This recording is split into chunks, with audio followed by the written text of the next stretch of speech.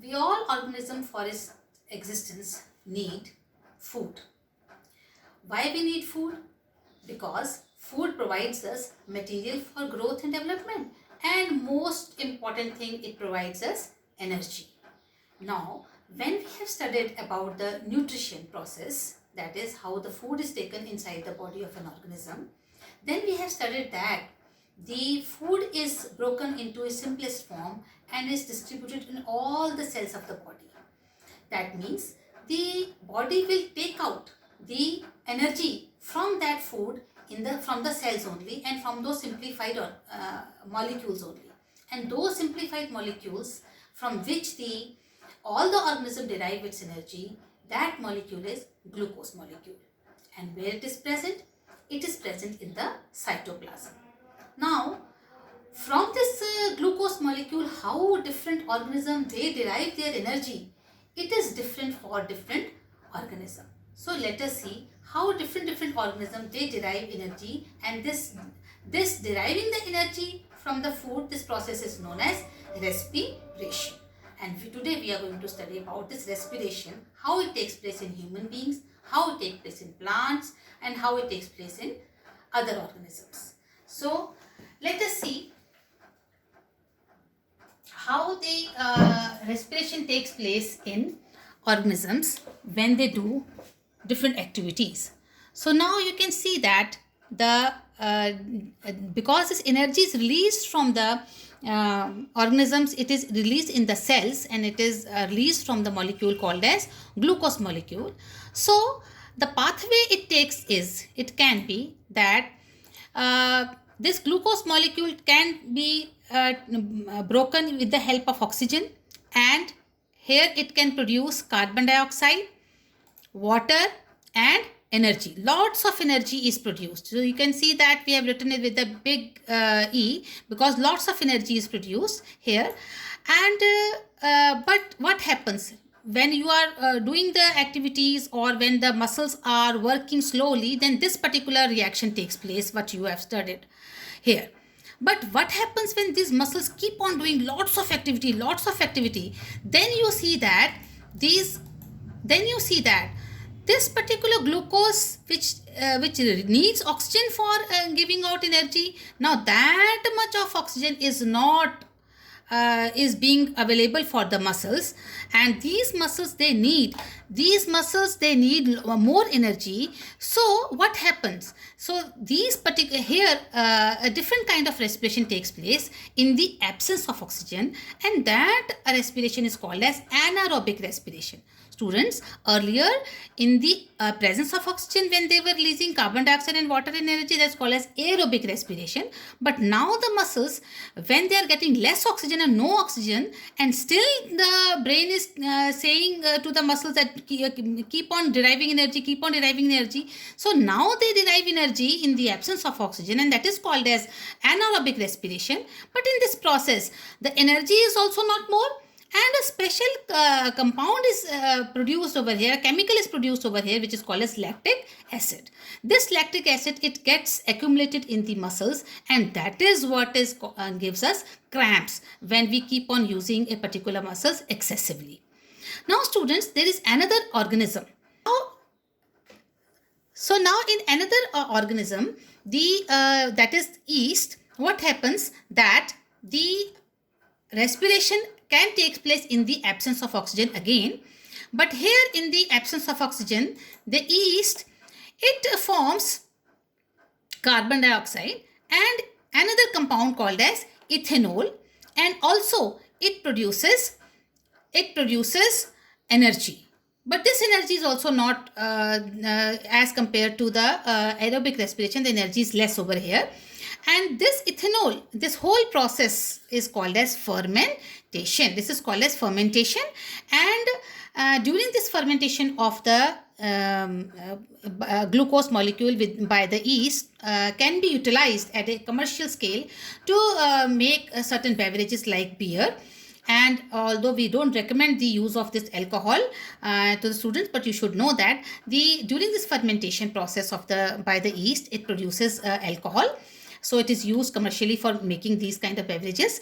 And then here another compound is formed, is called as carbon dioxide. So this process is used elsewhere also. It is used by the bakers to make the breads and cakes. So you can see that when we dissolve some yeast in water and put sugar and knead a dough out of it, then after some days after some time you will find that this particular dough, it rises up because of the formation of this carbon dioxide. And you can see that if you keep on keeping it for some more time like this, then it will rise further. And if you will keep this particular dough in oven, or keep it for cooking, then you will find that after cooking the particular thing becomes spongy, and it looks very soft and spongy and good to taste. And so breads and cakes are formed in this manner by the anaerobic respiration of the yeast process. So this was something, students, when the respiration takes place in three different parts by the organisms. Now, majorly the respiration takes place. Respiration takes place in the presence of oxygen, that is by the aerobic method only, in different organisms, whether they are plants or animals. So major thing is it takes place by the aerobic method. So for aerobic method, the breaking of a glucose molecule requires oxygen. And how this oxygen is taken in by the organism, that particular process is different for different organisms. Let us first of all take how it takes place in plants. So in plants, students, the oxygen is taken in by the process of diffusion, and it is taken up by the stomata. It is taken up by the stomata through the leaves. So you have seen at night, when there is no sunlight and no photosynthesis taking place, then carbon dioxide is eliminated more, because the carbon dioxide is the photosynthesis is not there, so it is not being utilized, so it is eliminated more. But during the day, the carbon dioxide is released during the respiration, is used by the photosynthesis. Therefore, the oxygen is released more. So at night, sometime your elders must be suggesting that we should not sleep under the trees, because it releases more of carbon dioxide. And the terrestrial animal, students, they take that oxygen present in the air, which is present plenty. But the aquatic organisms, they take this oxygen which is dissolved in water, and it is quite less in it. So therefore the rate of breathing in the aquatic organism, because they have to take dissolved oxygen, so the rate of breathing is more there. And they have a special kind of structures which take this dissolved oxygen, that is called as gills specially. For example, you can see these gills over here in the fishes, like organism which are aquatic organism. Now students, since human beings is a multicellular organism and diffusion process is not sufficient for taking in oxygen, therefore they need a special structure for the respiration, and that whole structure by which the human beings, they take in oxygen, is present in the thoracic cavity in the form of two lungs, and it starts from nostrils, and then it continues into a tube like structure, and then it is called as here it is called as pharynx, and then after that a voice box like structure present over here is called as larynx, and then after that it is continues into a structure called as trachea. So let us with the help of a video, we see that what is the working of this particular, and you know, this whole structure, students, it is the structure that is the two lungs, and this whole structure is protected in the rib cage that you have studied in your 6th class. So let us see how it works in human beings. So respiration in human beings takes place and it starts from the nostrils. So from the nostrils, the oxygen is taken in. Toxin is taken in where the in this passage of some hair are present in the lining, you can see, and the passage is also lined with mucus which helps in this process. Now from here the air passes through the throat and into the lungs. From here the air passes through the throat, and the rings of cartilage are present over here and in the throat, and which ensures the air passage which does not collapse. So from you can see that within the lungs the passage divides. Within the lungs the passage divides into smaller and smaller tubes, which finally terminates into balloon-like structures which are called as alveoli. Now, this particular trachea, when it comes over here and it divides into a tube-like structure, further they are called bronchioles. These are the bronchioles. There are plenty in the lungs, and then these bronchiole, they terminate into finally the sac-like structures called as alveoli. The alveoli provide a surface where the exchange of gases can take place.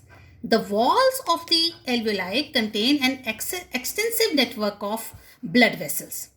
So when we breathe in, we lift our ribs and flatten our diaphragm, and the chest cavity becomes larger as a result. Because of this, air is sucked in into the lungs and fills the expanded alveoli. The blood brings carbon dioxide from the rest of the body for release into the alveoli, and the oxygen in the alveolar air is taken up by the blood in the alveolar blood vessels to be transported to all the cells of the body. So during the breathing cycle, when air is taken in and let out, the lungs always contain a residual volume of air so that there is sufficient time for oxygen to be absorbed and for the carbon dioxide to be released. When the body size of the animal is large, like an elephant, the diffusion pressure alone cannot take care of oxygen delivery to all the parts of the body. So instead, respiratory pigments take up oxygen from the air in the lungs and carry it to the tissues which are deficient in oxygen. Before releasing it, respiratory pigment takes up oxygen from the air in the lungs and carry it to the tissues which are deficient in oxygen before releasing it. In human beings, the respiratory pigment is hemoglobin, which has a very high affinity for oxygen. This pigment is present in the red blood corpuscles. Carbon dioxide is more soluble in water than oxygen is, and hence is mostly transported in the dissolved form in our blood. So this dissolved form is the bicarbonate form, which the carbon dioxide combines with water and it forms the bicarbonate, is a soluble form, and then it is taken up by the hemoglobin again, and so it is taken to the alveoli further, and then from the alveoli the carbon dioxide is thrown out. So this is what in summary we have seen that. So air enters the human body through the nostrils, it moves through the throat and then trachea. From the trachea it enters into the bronchi, and the bronchi forms a network of tubes known as bronchioles. Each bronchiole has alveoli at the end, and then the alveoli, then it is the place where the exchange of gases takes place. Hemoglobin absorbs oxygen from the air in the lungs and carries it to the tissues all over the body. So students, I think that this mechanism which you have seen, that the inhaling of oxygen and taking out carbon dioxide by the respiratory system, this mechanical process is called as breathing. And after that, the whole process by which the glucose is broken and then the energy is released, that is called as respiration. So I think students, now this whole process of respiration is clear to you all. Now you can go through these questions, and then if you can answer them, see that if you can answer them, then that means the concept is clear to you. Otherwise you can see the video again and then try to clear your concept. Students, stay healthy, stay safe. Thank you so much.